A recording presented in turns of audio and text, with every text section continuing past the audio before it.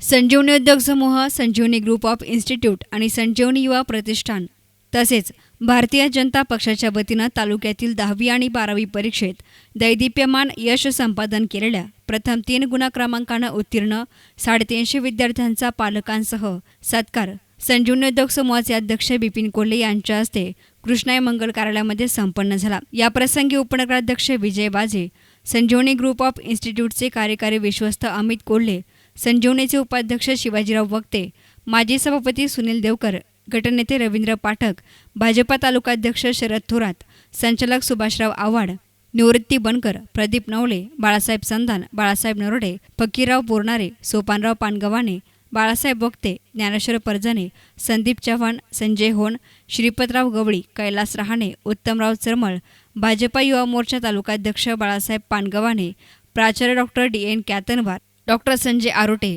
आदींसह विविध संस्थांचे आजी-माजी पदाधिकारी, सर्व नगरसेवक नगरसेविका, संजीवनी B.Ed, D.Ed, MBA, सैनिकी शाळा, आदिवासी आश्रम शाळा, English medium, D pharmacy, B pharmacy academy आदी शिक्षण संस्थांचे प्राचार्य, उपप्रमुख, विद्यार्थी आणि पालक मोठ्या संख्येनं हजर होते। याप्रसंगी बिपिन कोल्हे पुढे म्हणाले की ग्रामीण भागातील विद्यार्थ्यांमध्ये प्रचंड आत्मविश्वास आणि गुणवत्ता आहे, मात्र त्याला योग्य दिशा दाखवण्यासाठी सर्वांनी पुढे आलं पाहिजे।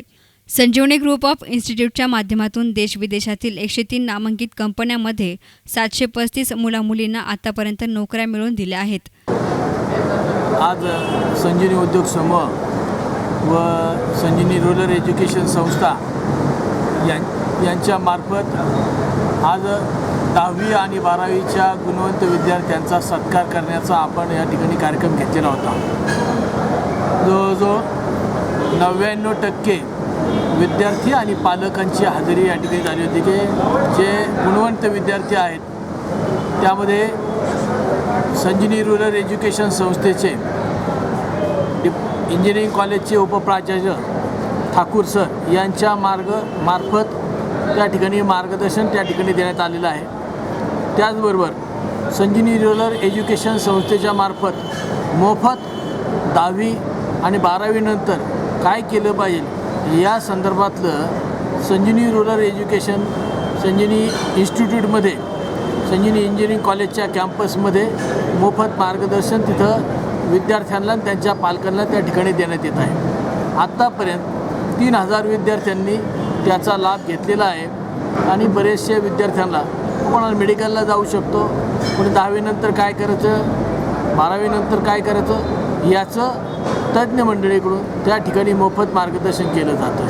हा कार्यक्रम गेले अनेक वर्ष या ठिकाणी सगळे संजीवनी उद्योग समूह आणि संजीवनी रूरल एज्युकेशन संस्था या ठिकाणी साजरे करत आहेत, कारण की मुलांचं कौतुक करणं, कारण की असे अनेक मुलं आहेत की आपण पाहतो की जो या प्रसंगी संजीवनी ग्रुप ऑफ इन्स्टिट्यूटचे कार्यकारी विश्वस्त अमित कोल्हे यांनी देखील आपली प्रतिक्रिया व्यक्त केली।